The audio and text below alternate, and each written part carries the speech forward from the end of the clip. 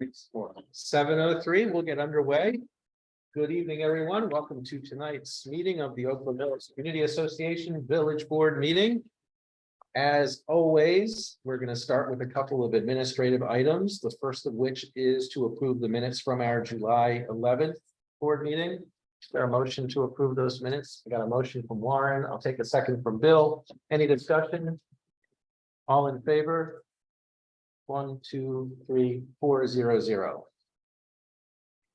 Okay, next would be a motion to approve the agenda for tonight's meeting. I'll take a motion from Bill. I'll take a second from Warren. Any discussion of tonight's agenda?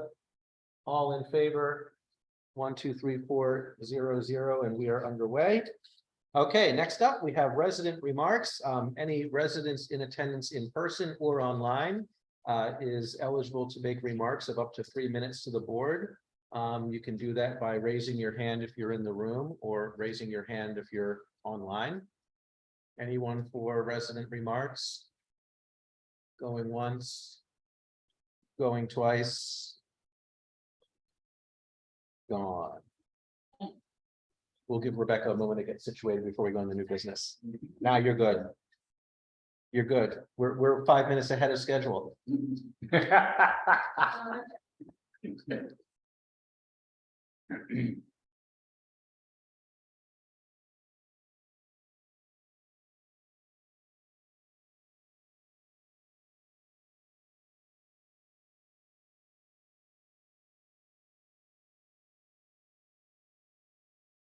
Okay. We have one new business item tonight, and this is kind of a, I don't want to say different, but kind of a unique. It doesn't come along as often as some other things. This is actually new business that's going to be the start of the NRAC process, the Non-Residential Architecture Advisory Committee process. So we have, I believe, Michelle. I don't see her name up there. She's not in the meeting. Okay, well, I have an opening spiel to do. We are expecting Michelle Murphy. She's the Senior Asset Manager for Excelsa Gold-Oler Real Estate Investments. They are the new owners of Columbia Point Apartments.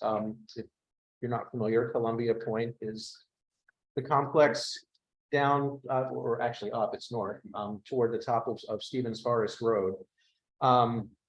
So they now own Columbia Point, and they have some plans for some changes at Columbia Point, including a improved path access at Columbia Point. So following our procedures, this is an exterior alteration. This takes a different path than the residential process, which normally starts with an application and a RAC meeting. So just to let everyone know how this works, this actually does start at the board meeting in a public meeting. The owner of a commercial property, and in this case, Columbia Point is considered a commercial property because it's multifamily, presents a plan for proposed architectural changes to the board. Members of the Non-Residential Architecture Advisory Committee can also be in attendance. And the public, so that there's a public understanding of the plan. The presentation by the property owner is followed by questions, comments, and feedback from the board, any members of the NRAC present, as well as members of the audience, residents of Oakland Mills. This is also a bit different than the residential architecture process because the board chair facilitates this meeting versus the architecture chair. I guess since I'm serving as both right now, it doesn't look too different, but if we had a separate architecture chair, I'd still be facilitating this meeting. After the presentation and after the question and answer in the public meeting, there's a 3-week public comment period, followed by a report by the covenant advisor, including all of the comments. So all of the comments coming in during the 3-week period, as well as whatever's gathered here, will be collected by Karina. Because she's our, I'm sorry, not by Karina, by Mike, being our covenant advisor for exterior alterations. The covenant advisor will then compile that report, send it to the property owner, the Non-Residential Architecture Advisory Committee, and the architecture chair within 10 days of the close of the comment period. After issuance of that report, the property owner has 1 year to submit a formal application. I'm sorry.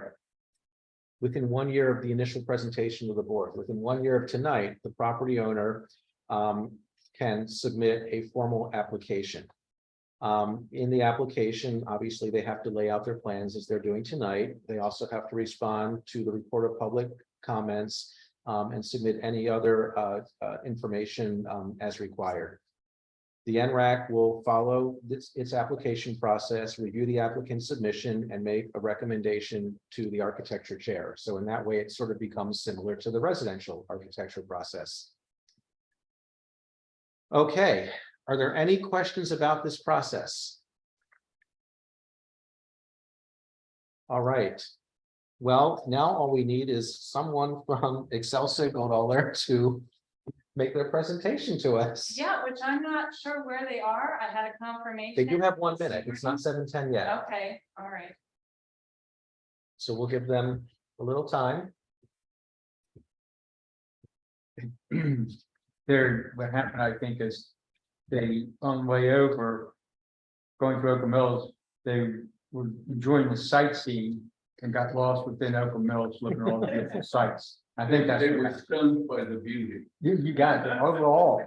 and the overwhelmingly good vibes. That's right, and they had to pull over the side of the road because they didn't want to be driving in that state of mind. I'm in an OM state of mind. Yes, exactly. I Exactly. just insulted Billy Joel. We're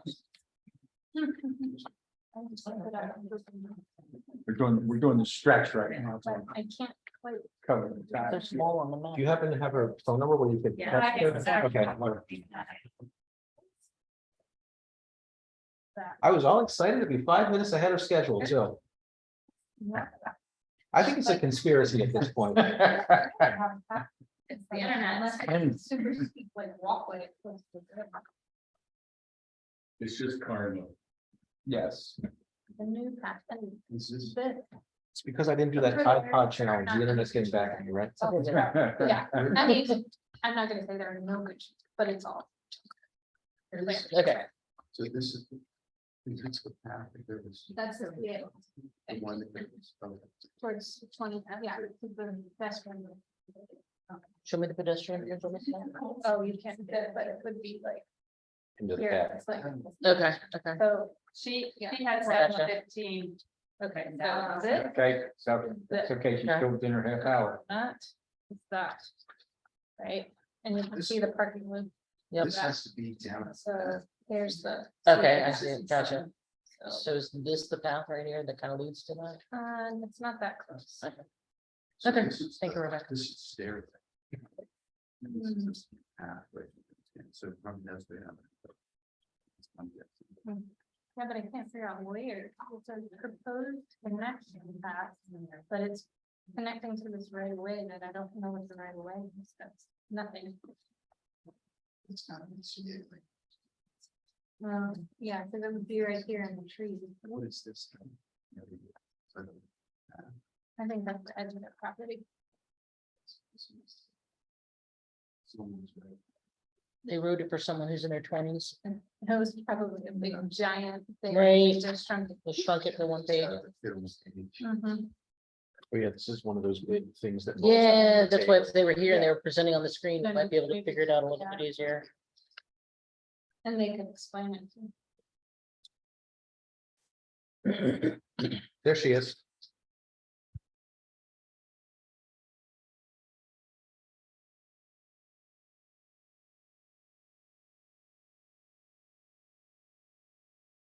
Oh, yeah.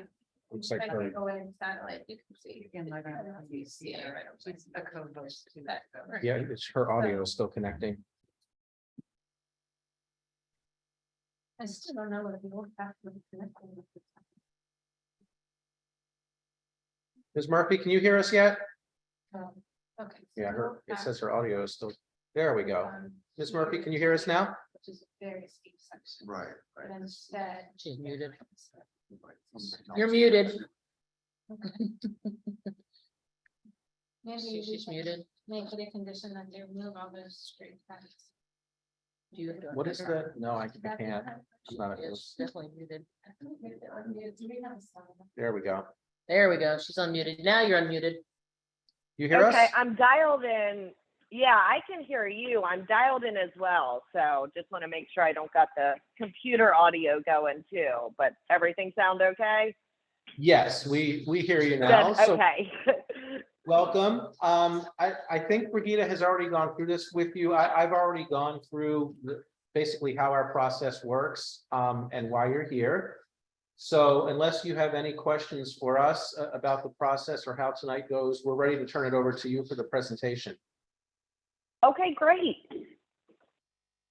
I will go ahead and share my screen here.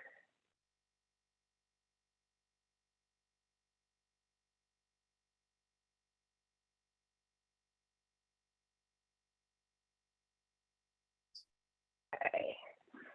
So not too much of a presentation. This is very straight to the point. Just wanted to make sure we provide all the info you need here. So please feel free to stop me at any time if you have any questions.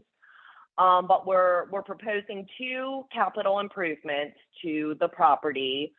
First one is a monument sign remodel, not a brand new sign, just refacing the sign that is currently there. And then we are looking at moving the connection to the public bike path from where it currently is to a new location, as well as some improvements to it.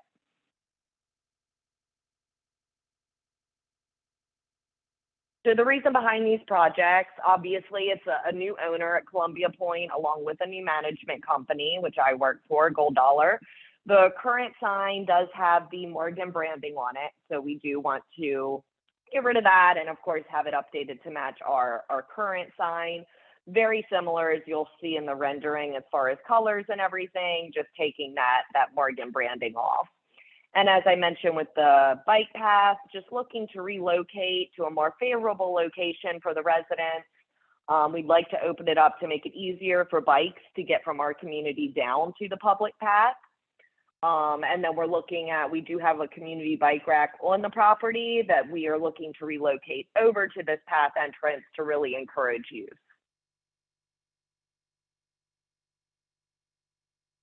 So this here is the monument sign. As I mentioned, you can see the Morgan branding on the bottom here. This is what we're looking at doing here. So it's just a repaint with new letters and numbers here.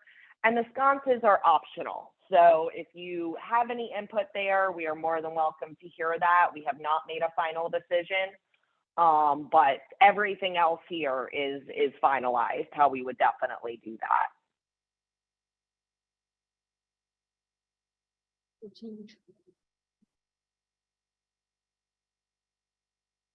And then the bike path is a little more involved. So we would need to get rid of the undergrowth in the area. We were looking at installing an asphalt bike path, which would match up with the public bike path, same material there. We are also looking at adding some concrete steps as far as having 2 different paths for cyclists and for pedestrians. The slope is kind of steep. It would be okay on a bike, you know, they have brakes. As far as walking down it, we think it is safer to go ahead and put stairs in there. So that is the reasoning behind the 2 entrances. Currently, there is a bulk dumpster at the location we are looking at putting the entrance. So we would move that bulk dumpster to where the current entrance is, then move the current entrance to where the bulk enclosure is. Like I mentioned, we would relocate the bike rack down to here. And then we do have a landscape plan that we would like to do if approved. I do have the plan in here with the details of that. And then we would also like to put some lighting along the path. And then as far as the entrance, it will have a light there and security cameras as well. So really just making it much more of an amenity to our residents than it currently is. And like I said, this is the plan as far as the bike path, or the bike rack. This is the actual bike rack we have on the community. You'll notice they are currently branded Morgan as well. So those names would be removed, but everything else will stay the same. And then this is the proposed landscaping that we have for the area. And I think that's it. So like I said, pretty straightforward with those two.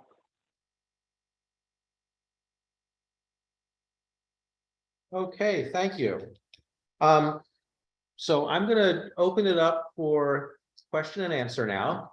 And I'm gonna start with members of the village board, and then I'll go to any members of the NRAC who are present, and then any members, any other residents who are present. I'll just do it in that order, so that we can kind of work our way through. So first, I'll turn to my colleagues on the board and see if anyone has questions or comments. Warren? Is the sign, it said option on lighting, is it intended to be lit or not? You know? No, we have not decided that yet. So that's why I was saying, if you guys have any input on that, on what you would like to see there, or if we can get approval either way, that has not been finalized yet. You can have a sign, the light on it. Oh, I think they can have sconces on the sign, yeah. I mean, I think. I can say what my personal preference would be, but it's all, when you say Yeah, optional. we really, weren't 100% sure if it was Okay. okay to have them. Okay. So I don't want it to be, the reason it does not get approved. Yeah, I mean, it's ultimately, when you submit the application, you should submit it with, the plan as it will be. So, that might be part of what you take into account when you get the 3 weeks of public feedback. I don't know how much public feedback there will be, but there may be some. My personal feeling is the sconces look attractive to me, and that stretch of Stevens Forest Road up north there, because all the buildings are set so far back off the road, it's pretty dark back there at night. In fact, I was taking my daughter to practice night driving last night because she has her learner's permit, and we were driving around back there, and I was noticing how dark it is. So I actually think putting sconces on the sign would be a nice thing. It would just be less kind of dreary looking back there at night. I agree. I would support it. Well, that is my preference as well. So hearing that is acceptable to the board, I can update that as far as, sharing for public feedback. We can go ahead and make that the plan there. Okay. Other questions? Just a comment. I love the new bike path. I think I don't even know what the existing one is. I think it's just a dirt path down a steep hill, right? It's not actually a path. It's very scary looking. I would not recommend Yeah, it. so this is very exciting because it's awesome to take advantage of the path and the closeness to downtown being right there. So that's really awesome. I Yes. think you're gonna bring a lot of people that are excited about that. My only comment is, I'm a plant person, and your plant list has some not native things that are not necessarily the best choices. That is not we can't tell you what to plant, but maybe just consider looking for some native alternatives for some of those, since you are Okay. backing up to all those woods there. It would be, a prime Yeah, spot. I was working off of hi, I'm Brian. I was working off of like a plant palette that's more suitable for mid-Atlantic.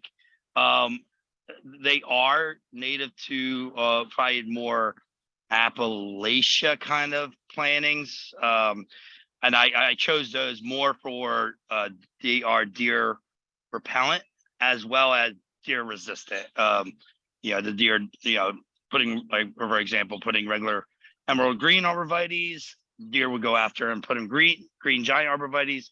Deers, they stay away from them. So, and so forth for the rhododendrons.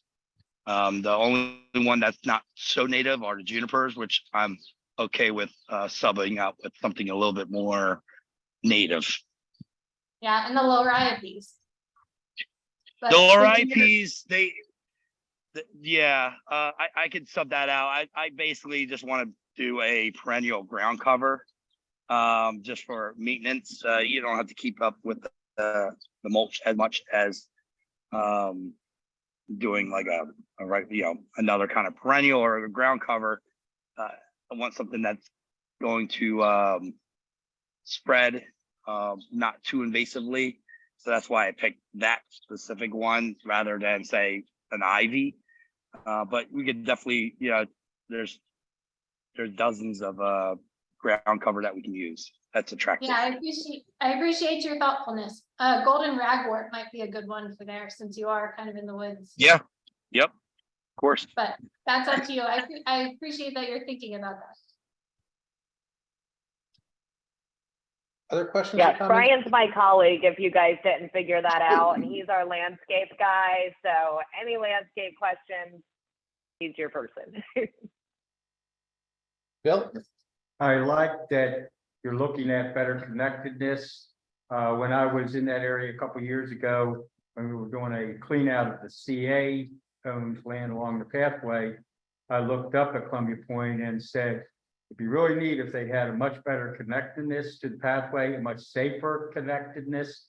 And then I'm glad to see that you're looking at greenery that's deer resistant, deer repellent, that's long lasting, low maintenance, hopefully native to Maryland. And that will dress up that hillside a lot. It will also enhance your property and property value because people use the pathway a lot. They'll see that you are investing money in the property. They'll say, hey, this is good. Plus your residents see that and they say, hey, this is a small amenity, but it counts. So that potential residents looking at your complex might say, hey, this is a nice place to live. They're investing money, which is always good, connectedness, and hopefully long-term, that hillside, the part of it that's your property, not CA's, that you'll be able to maintain that and keep it trash free over time, because there is a lot of trash that collects both in CA land and in your land along that pathway, because people use it a lot and they just throw the trash, unfortunately. But if you're able to focus your maintenance monies there on keeping that clean as opposed to cutting back bushes and everything because you've got long lasting, low maintenance greenery, that would be really good, enhance your property. And I looked online, and if I got it correct, you're looking at marketing Grand Point as luxury apartments. And so amenities like that and keeping that hillside clean will be really important to giving that luxury look. Thank you. Mhm. Great, thank you. Other, Maybe a trash can along the path might be useful too. I don't know if that's in the thoughts, just not on the plan. other questions or comments from the board? So I actually had a kind of a question or similar thoughts to Bill. We've actually done quite a few cleanups along that path, and a lot of stuff collects on that hillside. And I'm not saying it all has come from Columbia Point, but gravity.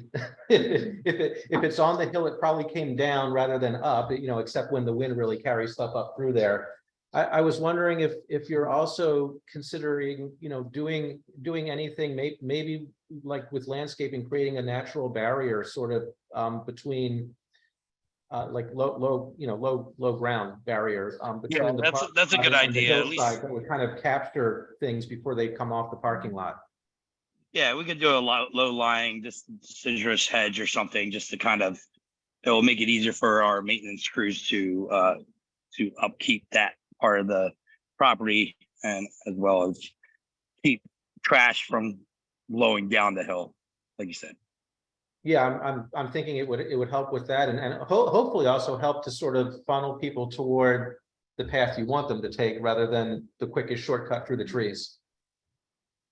Yeah, exactly. You plan to eliminate the other path? Or block it in some way? Yeah, well, that will be where the new dumpster enclosure is. So, Gotcha. yeah, we're not going to officially eliminate it, but it'll be very awkward to get to it around that. Okay. I think this is a great plan, and I think it will add a lot to the community, and I think just because you'll be close to downtown, which is really starting to boom, I think this will be just an asset for everybody to have this bike path. And it's exciting. It's very exciting, and I'm not even exaggerating. This is part of why the owners bought this property. Like, they have had this bike path in mind before we ever even closed. Like, this was the goal. So we are very excited to be at this point and actually getting to present it, and it's becoming real. So we are just as excited. Okay. One question. What- I'm sorry. Go ahead. No, I was gonna ask, I- is there any more from the Yeah. board before I go to the NRAC? And if I remember correctly, looking through here, you were looking at a 4-foot wide bike path. Do you feel that will be sufficient for the traffic in and out of your complex? I think CA's bike path that goes through the woods there has actually been upgraded a few years ago to 10 feet wide. So if I remember correctly, so that might be something to look at. Because you're gonna spend a lot of money on labor to do it and material. And if you look at 4 versus something a little wider, the incremental cost wouldn't be that great. Because you've got all the equipment, the labor, material increase would be minimal relative to the whole expenditure. So that might be something you might look at CA's pathways, because this is where you're gonna be joining. And that's a major thoroughfare you're gonna be joining into. And then throughout Oakland Mills, look at the bike paths, et cetera, and take some measurements on the width. Because my gut feeling is that you would certainly like to fit in with the rest of Oakland Mills, so that your bike path doesn't stand out as being too skimpy, too small, that it fits in, okay? And again, I'm looking at your focus on luxury apartments, and that's the thought I would have. So thank you. Yeah, and I'll actually be down at the property this week, so I can definitely take a look at some of the other paths and get some measurements and just see if we want to look at widening that at all. Yeah, that's a good idea.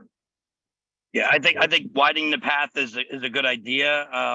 Standard private access paths are usually 4 to 6 feet wide. So I would say, if we can definitely widen that to 6 feet, it would be better, especially if you have, say, one bike going and one bike leaving, to pass each other properly would be probably a good idea.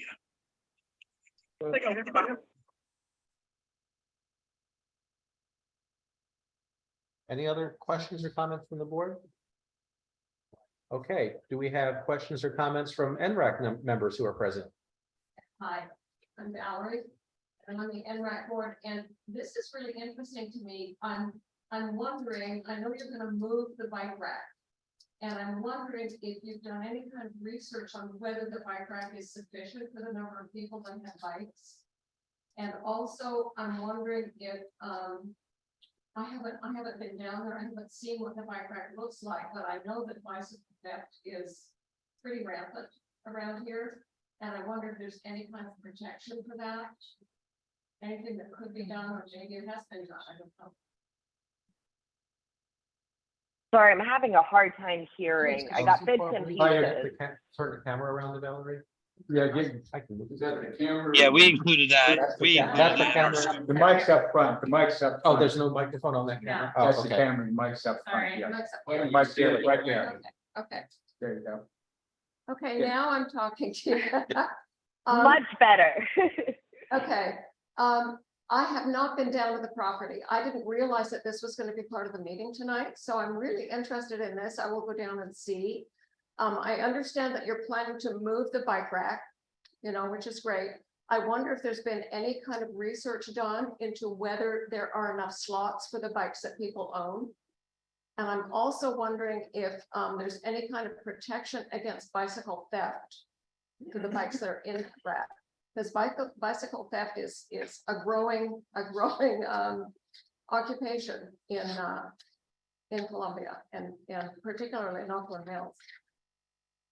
So, couple different things there. So these bikes we actually own. We provide them to the residents as an amenity. So that is what is in this bike rack. We have talked about adding additional bike racks for owned bikes on property. So that is something we've discussed, but we do provide them. So you don't even have to have a bike. You can hop on one of ours and go check out the trail. We are also going to be putting a security camera up for multiple reasons. So that will, cover the bike rack as well as the entrance. It will show anyone coming on or off the property, and we'll have lighting there as well. Right? Thank you. Yeah, no problem. And I'm David Smith. I'm another part of the NRAC, and my first take was it all looks good. New ownership, new signage. That's not a big surprise. I'm not a graphic artist, but the changes that you suggested look, dare I say, elegant. Very nice. And the details, the devil's always in the details. So we'll wait for the discussion period and your final presentation and all before anything is finalized. The other notion of moving the bike paths sounds like a wonderful idea. And the idea of having a separate steps on the hill so that rapid bikes and perhaps slower pedestrians don't intermingle. So in general, I'd say carry on, and we'll go over it in detail later on. Looks good. Thank you. All right, any other comments from NRAC members? Comments or questions from residents? Well, I might actually, can I? All right, I'm Yes. gonna go around here because she can't see me. Okay. Hi, I'm the admin assistant, but I used to live at Columbia Point. So I really appreciate this because I have taken my kids down those little dirt paths with all the roots and everything and trying not to trip over them. So I really appreciate it. I did have a question. It's not really an NRAC thing, but it's the dumpster that you're putting back in that back parking lot over in the corner to block the path back there. Is that gonna, because usually residents use that, right? Because I just remember it being something that residents needed to use, so it's gonna be kind of far away for them. Is that gonna be okay for them? That's my only question. Yeah, so it is, I mean, it's not the only one on property, and where this current one is all the way back as well. So we're just moving it over Okay. to the side, but it is removed, and then it'll have an enclosure around it as well. Okay, thank you. Yep. Paul? Oh, okay. You're proposing these to be luxury apartments. I don't know if you're aware that in Howard County for all new apartments, new construction, there's a required one electric vehicle charger for every 25 units. That's your competition out there. And have you given any thought to what you're going to be doing? Because the world is being electrified. I'm particularly interested in this because I'm on a state EV working group and also electric vehicle charging. So if you're interested in looking into this, I'd be interested in talking to you. Awesome. Yeah, it's something we've discussed, not just at Columbia Point, but really portfolio wide, because you're right, it's definitely heading in that direction. So yeah, when we get to that point, definitely. Okay, thank you. Okay, are there other comments or questions? All right, well, Michelle, Brian, first of all, thank you very much for joining us and presenting tonight. Just my personal commentary, but I appreciate that you take our process, seriously, to the point that even changing some lettering on the sign is something you took the time to present. So that's definitely appreciated. In terms of next steps, and I know I went through this before you were joined, and I know you and Brigida have been talking. There will be the public comment period, so we'll post the presentation and information up on our website and stuff like we normally do. So that public comment period will close 3 weeks from tonight, which is August 15th. And then within 10 days, Mike Vaughn, who's in the top left corner of what we're looking at here, not sure where he is on your screen. Wait, hi, Mike. He'll compile all that and send a report back to you, as well as to the NRAC. And I'm looking at the calendar here. 10 business days would basically be, I think, August 29th. So basically by the end of August, by that last week of August, you'll have the report.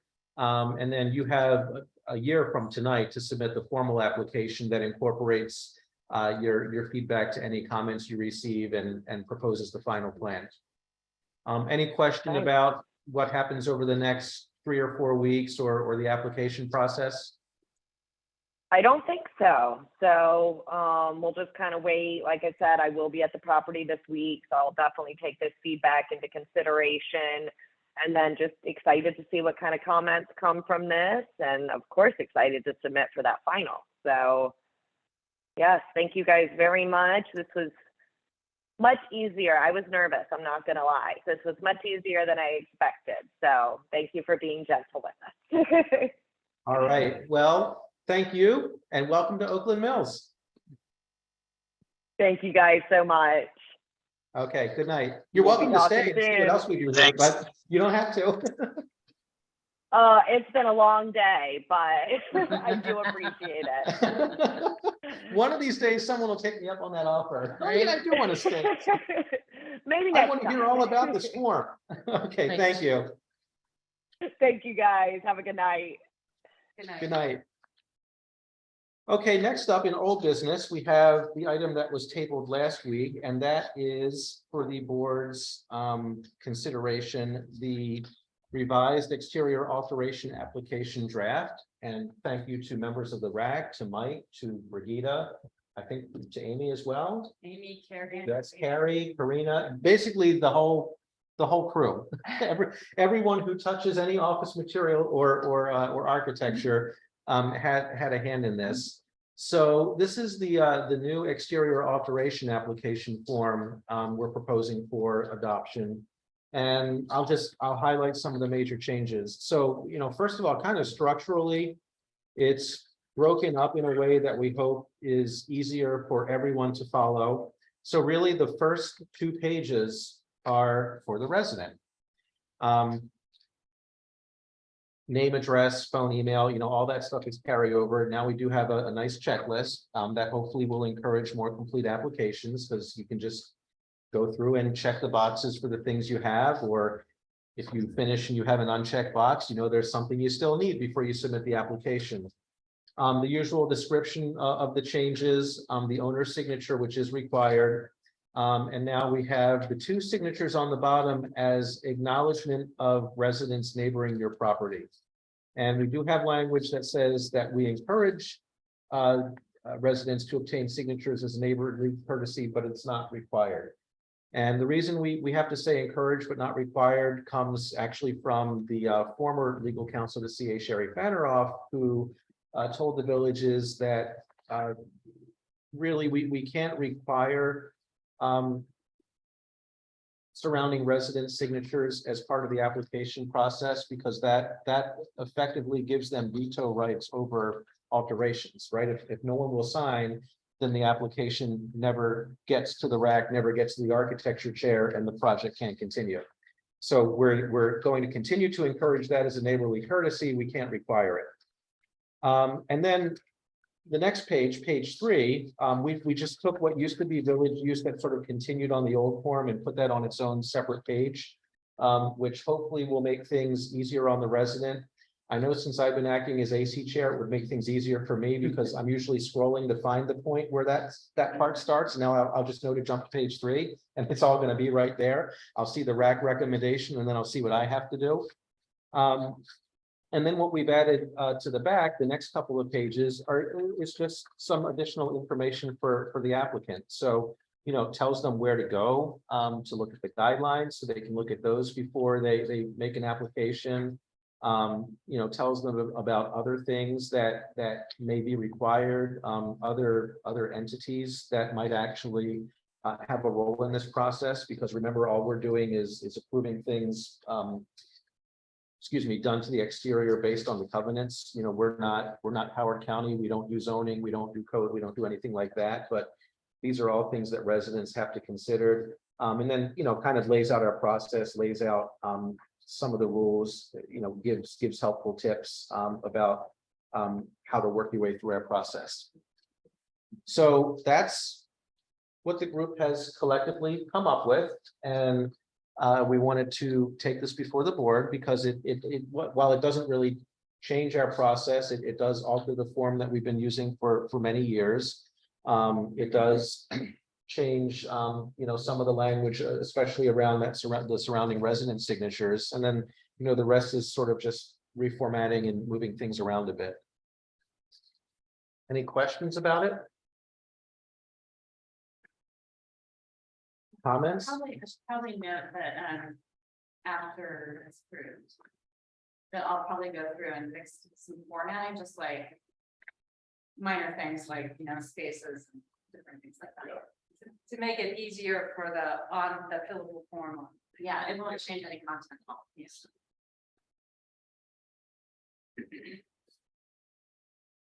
As an ex-editor, I had the opportunity and declined to nitpick.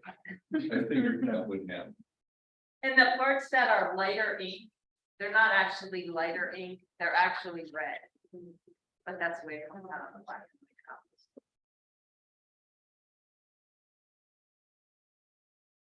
copies. If I may, I would say that the red part of the first page is going to be significant for the process.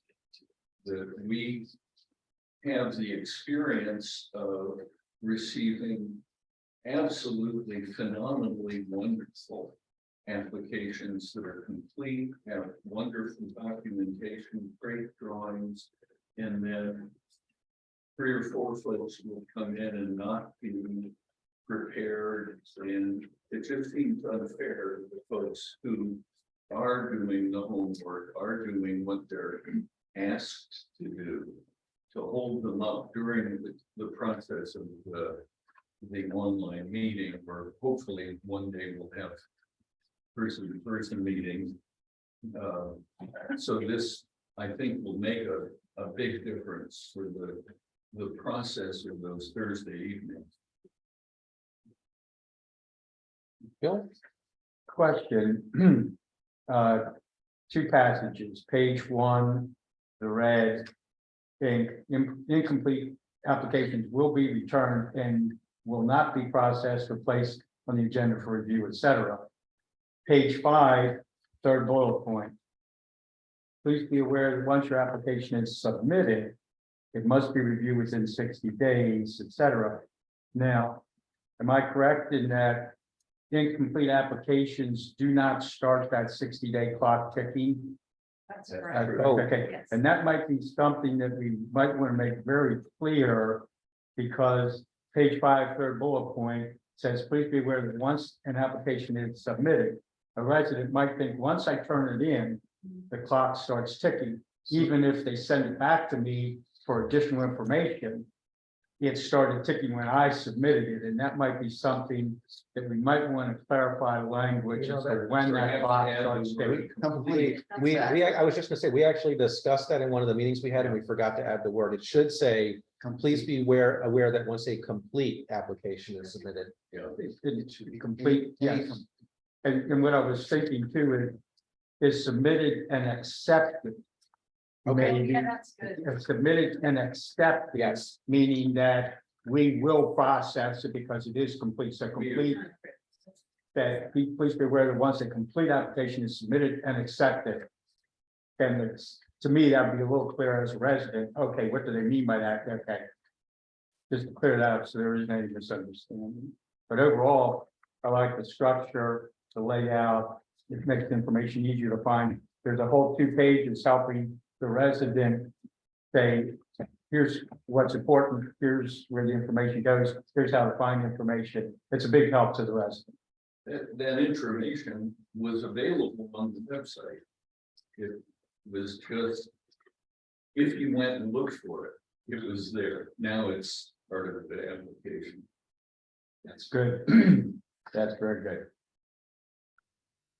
Other questions or comments from the board? Right, just have to second, but I like the information being a part of the application. I mean, just even as, you know, a new resident in Oakland, and having to fill out an application for things on their own property. Just kind of jumping back and forth, you know, I have the application in front of me, instead of jumping back and forth on the computer to try to find certain things to make sure that, you know, I'm including everything that I need to submit. So it's nice to just kind of have it all in one, and I can take it or print it, fill it out, and then send it back in as with other residents. They would just submit an application, so yes, I really appreciate having this on there. All right. Is there a motion to accept this as revised tonight? I have a motion from Shar. I heard a sure from Rebecca. I'll take Rebecca as the second. Any further discussion? All in favor? 1, 2, 3, 4, 5, 0, 0. All right, thank you all very much. Thank you. Oh, we're on to the board chair report. Well, I left for vacation the morning after the last meeting. I came back Saturday night, so Brigitte probably knows more about what was going on around here than I do. I don't have I have something I get from the education item. I'll save it till then. I don't really have a lot from the board chair perspective unless there's something Brigitte needs to remind me I needed to bring up tonight. You're probably gonna do school start time. I was gonna say that from the education, yeah. That's the only Yeah. thing. Nothing. All right, then I'm gonna just hand it over to Karen, who wasn't on vacation while I was I on. haven't been on vacation yet. That's coming. It's coming in a few weeks. So, we actually haven't had a meeting since the last time we met. It was a working meeting. But one of the big things that's happened in the past week is that WSSI has sent a letter to the Columbia Association announcing its intention to withdraw its application. And the exact language is out on the stream restoration website for CA. And I personally am very pleased with this, and I'm looking to hear more from Dennis Matty as we work to unwind the contract. So hopefully that letter, right now it's confidential, but I'd like to see that get released soon too, to answer any questions that people might have about it. So that stream restoration was going to impact all of Long Reach from High Tor Hill all the way to Lake Elkhorn. And if you want to know what a stream restoration looks like, you can go over to Lightning View and you can see what they've done over there. It means a lot of tree removal, which is not good. And all of the experts have told us that stream restoration doesn't actually work. So this is a good decision. So I'm excited by that. This Thursday's meeting, some of the stuff that's coming up is the CA testimony on HOCO by design is going to be voted on. That you can find that out in the board packet, and I'm in the process of reviewing it, so I don't really have anything to say about it right now, but that is coming up for a vote. And then the next thing I want to talk about, before I get to that, the ethics panel, we're still going through that and making additions and revisions to it behind the scenes. So that is coming up for a vote again this Thursday. And then I want to talk about the pools. The announcement was made that one of our pools is going to be closing early. In fact, it's going to close, I think it's this Friday. That's Talbot Springs Pool, but several pools are being closed early due to a staffing shortage. And as your board member, one of the things I really want to know about is our recruiting efforts and why it is that for the second year in a row, we aren't able to retain staff. So I would really like staff from CA to come before the board and talk through that and let us know what they're doing to change it. And ask as many questions as I possibly can, because I'm not happy about that. And one of the goals should be that the pools stay open since everyone values them. And I think that's it for my updates. If anybody has any questions, Bill? Karen, getting employees to be lifeguards isn't only a CA issue. I work part-time for Howard County Rec and Parks, do recreation license childcare, and we have a tremendous difficulty getting people to work for us. It's extremely difficult. We've been much more shorthanded than in years past. So it's not just CA and not just lifeguards. Thank you, Whoever you want to ask. John. Why don't you go first? I don't know, what might be a wild idea, just for you to consider. If it's a challenge to get lifeguards, maybe turn that challenge on the community a little bit, to maybe encourage more people to be lifeguards. What if at the beginning of the season, CA said, if we run short of lifeguards toward the end of July this year, here are the pools we're going to shut down. And they kind of have a rotating list so that everyone sort of shares in the, well, what's the opposite of wealth? Kind of shares in the pain of that. And if people sort of know well in advance, oh, it's the closest pool to me that might be shutting down this year if they don't get lifeguards, maybe they'll even help CA out a little bit by, talking to those teenagers in the neighborhood or something about, hey, being a lifeguard for CA for the summer, could be a fun thing to do, and you'll keep your neighborhood pool open. Because it seems to me that if we keep going the way we're going, then it's always the same pools that are going to be shutting down early. And if for whatever reason, people aren't rallying around those pools, or there's no real effort to improve the lifeguard labor market, then this just seems to be where we're going in the future. Something needs to change. Yeah, so thank you for that comment. One of the things I know, so I used to be a lifeguard at CA, in my teenage years and into college. And, it's a different world now than it was then, obviously, but I just wondered to myself too, and this is not official, just some things that, I've been wondering about is teachers used to be lifeguards. There was a really great summer job for a teacher to be a pool manager. Maybe we're not competitive enough for them to want to do that kind of stuff. I know there was at least one teacher who was the coach of the Phelps Lake swim team when I was a lifeguard. So those are the kinds of things that I would like to hear from staff as to how can we be creative to get more lifeguards? Is it just about pay? Is it the way they're being treated? What are the things that we could do to keep the lifeguards? And I understand that kids go back to college, the families go on vacation in August and things like that. So what is our competition? and how do we beat the competition? So Rebecca, what were you gonna ask? Well, on that note, maybe providing some kind of end of season bonus, right? Because Yeah. it's easy at the beginning of the summer to be like, yeah, I want to work this summer. And then you come getting close to the school year and you quit because you want to enjoy the rest of your summer. So if there's some kind of end of season bonus or completed season bonus that you get for, staying through to the end. I actually think too is that, okay, if we look at the whole picture, some of the pools, my pool is Dasher Green, okay? And that one's also. I'm very upset that it's being closed. I had many happy hours with my children there, but with that being said, I know my youngest son did indeed try to be a lifeguard. And the communication with CA was very poor as far as that was concerned, which I have made a note to CA regarding that. But one thing I was thinking is a lot of times, at least from my experience as a parent and watching other children often look up to certain positions. Oh, that would be so cool to be.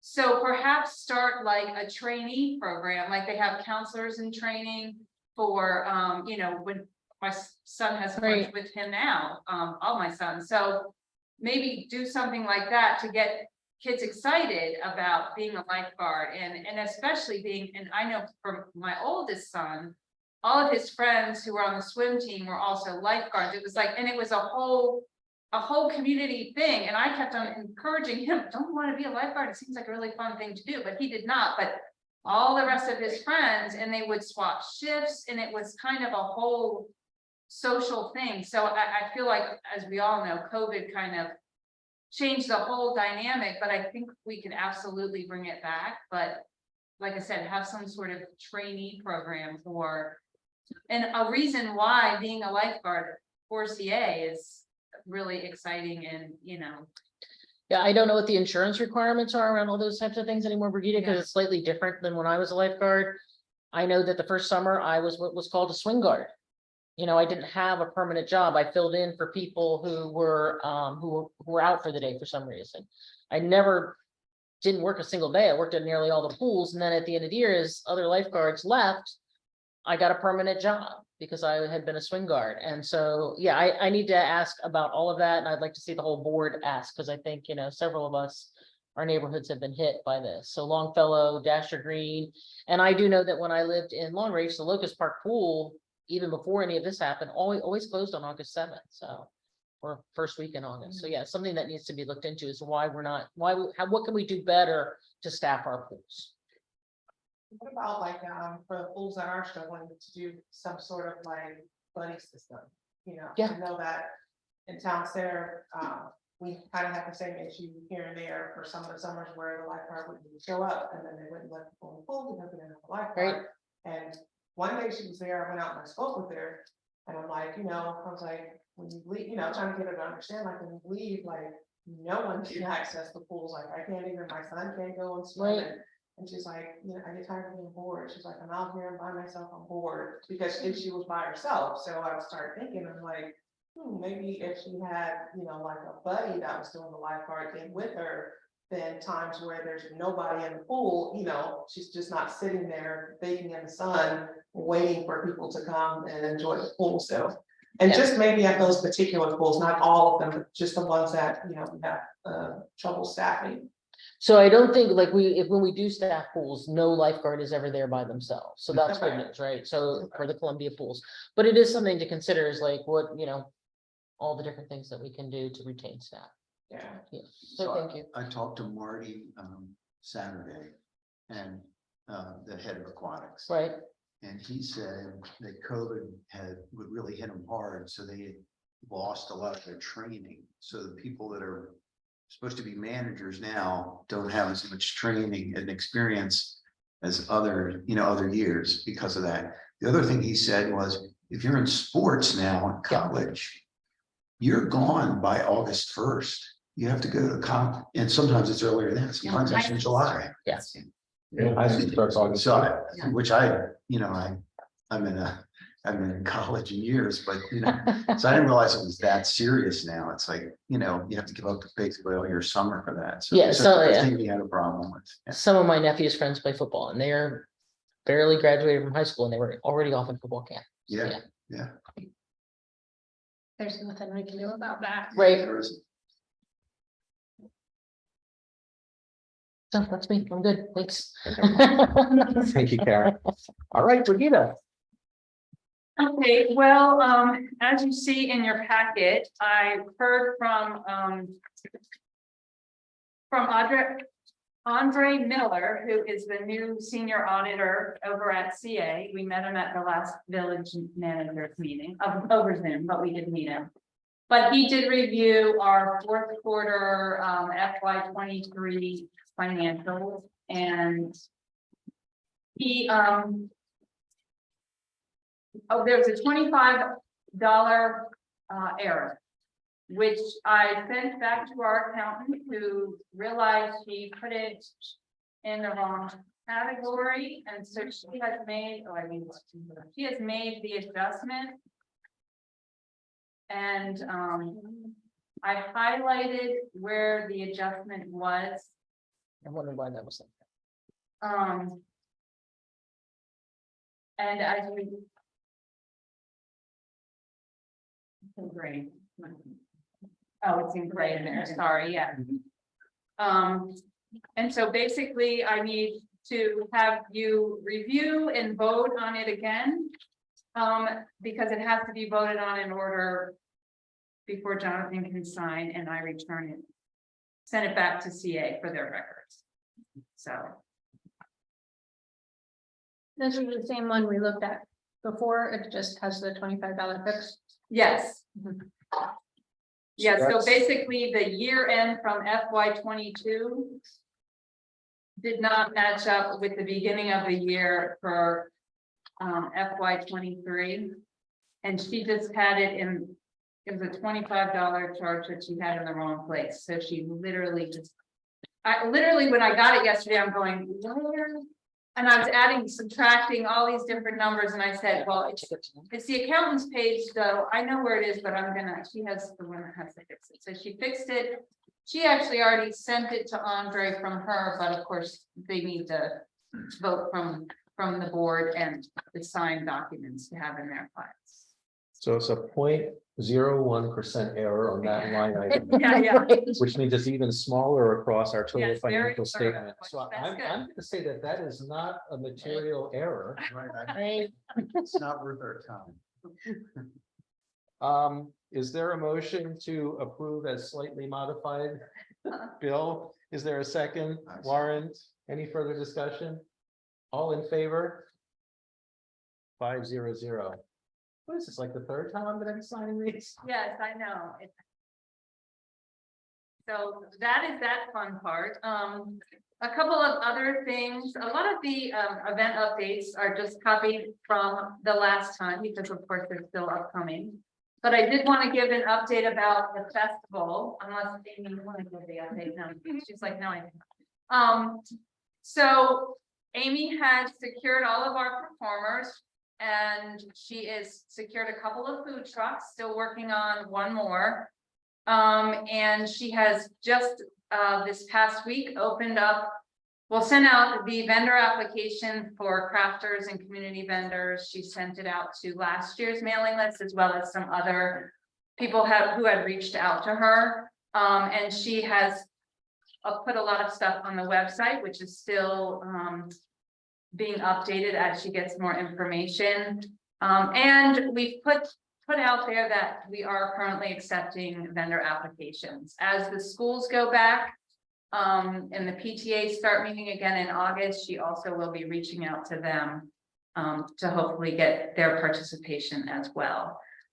We did make a decision, her and I, yesterday that we were feeling very overzealous apparently when we thought we could have the welcome new resident open house on September 10th, a month before the festival. So we have moved it to a new date, November 5th. We thought we'd have 15th. I think it's the 15th. It's the second Sunday. The 12th? Well, maybe the 12th, yeah, but it's the second Sunday. Oh, okay, I apologize. I had the 5th, it's the 12th. But anyway, we did move that to give us more time, and also in speaking with Carrie today, she had mentioned about how they used to do welcome letters to new residents. So that will give me time to get all that started and put an invitation in the welcome letter for them to come to the open house. A couple of other things, it hasn't been stated in a village managers meeting that we need to start bringing this to you yet, because I specifically asked, but I felt it was my responsibility to let you know that there is talk at CA. Dennis had brought it to the village manager's attention that the current management contract that's on file is set to expire April 30th of 24.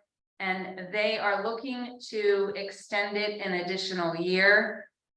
There's mixed feedback about that. So the village managers are on top of that. As I get new information or need input from you, I will certainly let you know. And this Friday, the fireplace is, it didn't work last year. It was leaking toxic fumes into our building. So they have, they will be, Why are we all chuckling at that? it's not We're good. live. We're live. Luckily, I noticed that it was getting really hot, and so I did not, I said, we can't turn this on anymore. So anyway, they came in, they assessed it, so on Friday, they'll be coming in to basically take it out, fix it and replace it, so we'll be able to use it again this winter safely. And then Coming? on Friday. It's gonna be 100 degrees Friday. That's just ironic. Well, we said, I'm trying to get them in now because I know they're about to Yeah. get really busy, so. And then, Open Mills High School reached out to see if we were willing to have a table again at their new student fair at orientation. And I was slated to be on vacation that day, but because it's Oakland Mills, I of course will make my vacation start later so I can be there and be a part and I don't know if Jonathan was gonna mention the next part in his education report about the 50th birthday. Yeah. Okay, so I'll let you Okay. do it. I just put in there because I wasn't sure and I didn't want to make assumptions. So that is all I have to say. All right, any questions for Brigida? Okay, on the committee reports. Architecture, no, we did architecture earlier. I've got nothing to add to architecture right now. I'm gonna cede my time to the education chair. Okay, education. So, obviously, we sent our feedback to the school system on start times. And they left the start times as they are. In fact, they didn't change anything in any area. I was actually, while on vacation, texting with a member of the Board of Education, and everything got left exactly as it was. So it's not just, Oakland Mills Middle and Oakland Mills High on Kilimanjaro, it's River Hill and Clarksville on 108 and Wild Lake Middle. It's all, they didn't change anything. So I can't remember if this was your idea, Rebecca or Karen, but I went back and I said, hey, I know the school system normally doesn't endorse dropping off anywhere but on their property, but would they? Right. What can we do to get people up Kilimanjaro? So she said she would ask transportation and look into that. So I'm waiting to hear back to see whether there could be official alternatives to Kilimanjaro Road for people arriving at Oakland Mills High and Oakland Mills Middle. If that works out, great. Because what I want to do is at some point before school starts, put out a communication to the community, because I'm sure a lot of people in the community who don't have kids in the schools don't even know about Realize. this yet.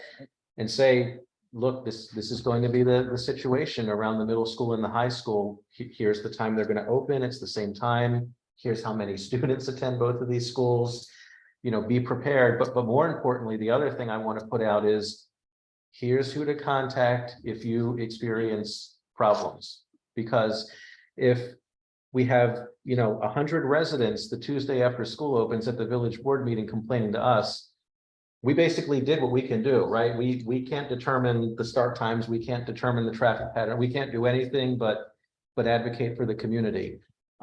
So it's really, the Board of Education, it's the Office of Transportation, it's the police department, it's the county officials who have to hear about the problems that I'm pretty sure we're going to have, because we already have problems when it's just the high school opening. So Right. now imagining the high school opening with its sibling or child or whatever you call it, its feeder school opening at the same time. So that's where we are on start times, and I'll send a reminder about the alternate drop-off locations to see if we can get any traction on that at all. The second thing I had on my list is Oakland Mills High and actually Talbot Springs, but I haven't heard about plans from Talbot Springs, are celebrating their 50th anniversary as schools for the 2023-2024 school year. So Dr. Fink at Oakland Mills High kind of put together a committee. He asked for volunteers, people looking to help celebrate or put together celebrations for the 50th. So I had signed up as a parent. And of course, the first meeting was while I was on vacation. So I told another parent I'm friends with, oh, well, if you're going to the meeting, just, whatever committee sounds good that they put you on, just put me on it with you. I thought you'd know better than. I was gonna say. So knowing that I'm on the village board and, we have the facility here and there's the village center and everything, someone decided, well, the homecoming game is going to be Saturday at 1. And the homecoming dance is going to be Saturday night. We need something in between. We need a festival in between for, all the alumni who we're going to try to bring back for the 50th and everyone else. And, because it's for alumni who are over 21, maybe we don't want to have that on school property because. So without me there, they said, oh, well, that guy can probably, figure out how it could be held, maybe at the village center, because they already do that festival and everything down there. Well, of course, this whole celebration is planned for October 14th, exactly a week to the day after our village festival. And in the middle of wedding season. and in the middle of wedding season. So this facility is booked. I already told the person who kind of went to the meeting and got me into this, you know, the commercial owner is nice enough to close part of their parking lot down for us during the festival. RTA reroutes their buses. We get the county to kind of close the road. We also get them to do that for the farmer's market. I don't think we can do that 2 weekends in a row in the middle of fall, and the other barn is being used. So right now, Brigida and I are looking into, okay, how can we help them put something together? You know, how can we support this? Because we do have connections, right? We can use our connections through the festival to get food trucks and stuff like that for them. But they might just have to accept that it has to be on school grounds, because really outside of the village center, there is no other large open space in the center of Oakland Mills for the community to gather. So, but you know, put it on your calendars. The high school is going to have their 50th anniversary celebration. It's going to be an all-day thing, October 14th. But they moved the football game to a Saturday, followed by some kind of festival they're hoping to have. And then, of course, for the kids, there'll be the dance later that night. How many people are they thinking? I don't know. I wasn't at I need to get the details. I emailed the principal and said, can I call you at the end of the week and talk about this festival thing a little bit? And I was supposed to go, and of course, I was home with very bad cold, Hmm. so. I It'd wasn't be gonna interesting to share see how that many with people everybody. come back. 'Cause we did a multi-year reunion just a few years ago. So. I think they're gonna make it a big effort. I mean, don't they all this really? Or the party? No, What if no, the they're food trucks- under school ground, in between Oakland Mills, Oakland, Why do they need a festival? that open field, they can, you know, like. Kind of section off and do like a big top there. Because So even you if need it a party doesn't, even tent, if you get John. foul weather, you can still go underneath. I mean, we've done. Well, I think that At the reason, college, we've done stuff under big tops, even when it's raining, and we've been fine underneath it. oh, they want to do outdoors. The reason they wanted to do outdoors, but here rather than on school grounds, is so that There's no alcohol. if the alumni want to come back and have alcohol, they can, yeah. But they might just have to do without that. Can you get the last chance open one more time? Yeah. That's what I was thinking too. I mean, it is empty. It's just, I heard that building's not in very good shape, so. Call it a rustic theme. But that's in the morning. I mean, that would draw. Too many people are talking at once now. I don't want- It would, Like it's a it's class. tell you Yeah. that for- I mean, would Lots it of be people safe spend on a lot one of time night? there. Just- CA can lend out. Can't do their that in the tents. parking lot on school property. We borrow them. Yeah. I don't know. Well, that's what I'm saying. I'm gonna say, look, it's, you know, I mean, I could do like a festival tailgating. right. So there's that. And then the last thing, about a month from now is when the superintendent usually presents his proposed capital budget and capital improvement plan to the Board of Education. And for the past few years, we know what that's meant. I'm hoping, well, I'm pretty confident this year that Oakland Mills Middle is going to be safe because the funding for that has already started. That was approved as part of the fiscal 24 capital budget. So now the money just has to keep coming, but you don't normally put several $1 million into the starting the process to rebuild a school and then say, we'll throw that away and go somewhere else. The high school, of course, is a different story because that's just in the improvement plan for fiscal 26. So until the money starts flowing, you know, it's almost no harm, no foul if you keep adjusting its times around. Now, the things we have going for us is that we know that the county executive is very much in support of getting the high school done too. And had already committed some funds coming out of COVID-19 to take care of some of the HVAC issues before they do the full renovation. I think it was $11 million, something like that. And apparently, from the state perspective, the high school would be done with built to learn funds, which have to be spent, not obligated, but spent, I believe, by 2031, which means if you don't start the high school on time, you lose those funds because it's a multi-year project. And if you delay it, again, it's not obligating the funds, it's spending the funds. So I'm hoping the high school will stay where it is, given those two factors, and also given that for the past 2 cycles, the superintendent tried to push the high school out, and the Board of Education basically overruled him and said, no, bring it back. But we'll watch out for that and we'll, have people turn out for 2 hours of testimony again if we need to, if anything happens. But hopefully, this will be the year where August just ends pleasantly in Oakland Mills and we're not all like getting out our pitchforks and stuff and throwing on our orange shirts. What's the start date for the middle school? I don't know actually what a break ground date is, because usually with that first year of funding, they're using that for, the architects and all the stuff they have to do to prepare to build a new school, because they're gonna have to relocate utilities and all that other fun stuff So when, Planning. yeah, when does So- that start? now. Oh, they're doing that Fiscal now. 24 started, yeah, so that funding, it should be flowing now. So I still haven't heard back from the principal to know exactly like what's happening during fiscal 24, but the funding for that has already started. So if you kind of recall the Talbot Springs project, a lot happened before you even saw any equipment in the ground. They had to, like I said, go out and survey and mark things and figure out where to relocate utilities and all that other stuff for a new building. Well, as the mom of a 3rd and a 4th grader, that sounds perfect. While everyone still remembers where their pitchforks are, it might be just as well to get everybody out again this year. Well, we have to see if there's anything to get them out too. Because, the meeting where that is presented obviously has to be scheduled. I don't know the exact date of that yet. And then hopefully I'll get some idea of what's going to be presented. I mean, even if we like what's about to be presented, I think it would be very nice for a bunch of people from Oakland Mills to go in and say, thank you. Yeah, Yeah. yeah, Yeah, that's important. yeah. And we did that. I mean, we did just that. If you think about where we were at this time last year and into September and November, and then what happened in November and the posture we then took, for the rest of the fiscal year, it changed. The message changed from "you better" to "thank you, keep up the good work." All right, that's all on education. Public space, Warren? Yeah, we met at Blandair. No bocce though. Sorry.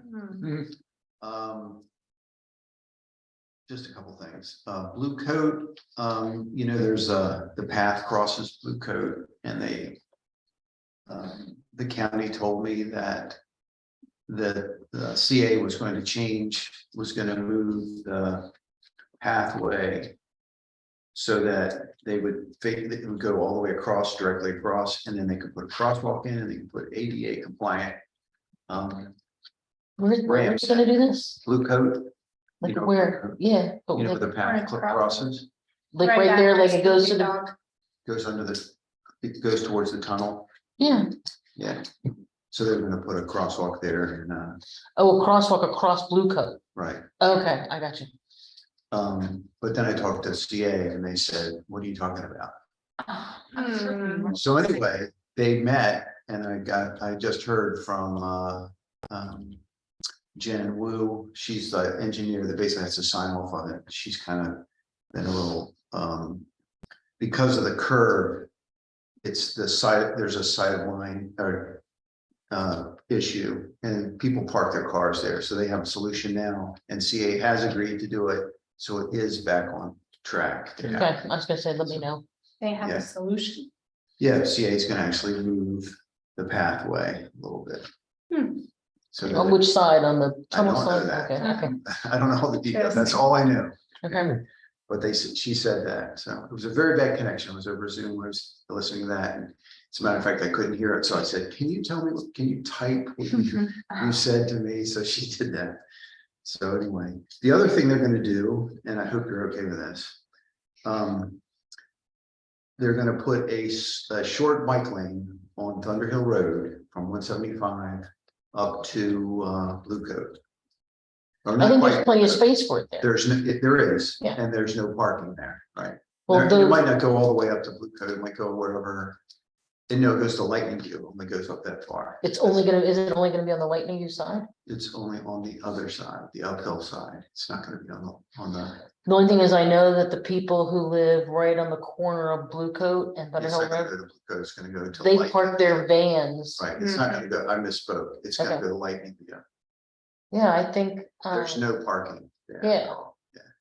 And it's very wide. Is it just to take you across 175 in a bike lane? Is that the purpose of that? It's just because it's uphill, it'd be nice to have support. Yeah, and the other side of 175 has a bike lane, so then you cross the intersection, now Okay. you don't have a bike lane Right, anymore. So you Right, have to merge in the intersection as. Yeah, you I'm just cross trying to the road. picture it because they've got like the two lanes, right? And, like one lane merges to the left, so they're gonna put it in that merge lane. right. They also have a right turn. And there's the that island little there. Right They're turn getting lane rid of the too. right It's actually turn. 3 lanes wide for a They're little getting while. rid of the right Yeah. turn lane. Right. So that right turn lane is not going to be there. Which you really So- don't need. Are they gonna put some signage there for the They people? don't have it all worked out. Okay, It's just, pretty simple. it's just in the concept, it's just a concept. Yeah, when the road is wide enough, I think it's a good idea to have. My issue would be the people turning right from 175 to get onto Thunder Hill Road. They need some kind of like, because they overdo And they're- things about the bikers, that's one of the. They're very good at signage and things like that, so it's again, I'll probably be an engineer. Yeah. But right now, they don't have the details, but that's something that's happening, So you so. just went to Target, you left Target. And And then we have, Yeah, sorry. Then we have, we did the coral reef encounter, we had a bike rack for that, which was. it Did you was guys get over- in the pool and do it, or did you? I did, yeah, It looks fun. it was fun, Yeah. yeah. They had over 1,000 people go through Wow. It there, was huge.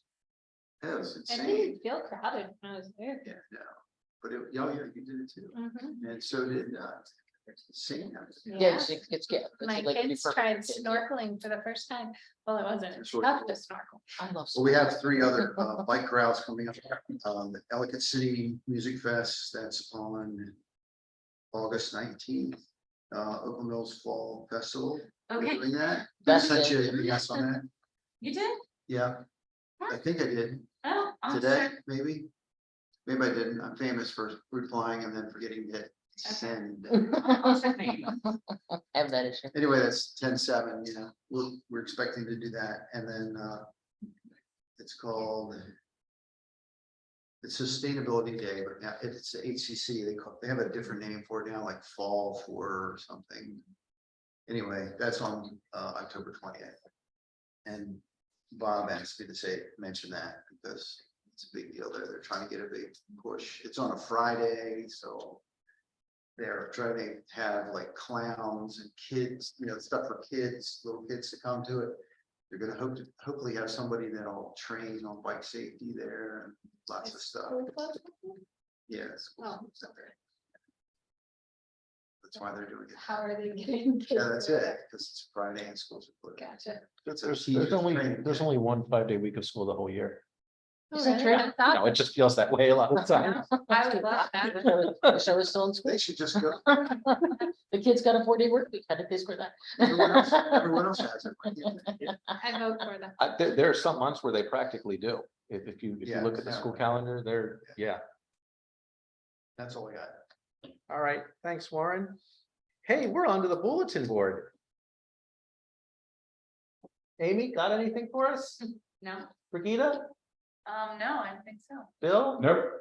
Karen, No, Rebecca, Warren, No, Char? No, I don't. Oh, did you? What? Okay.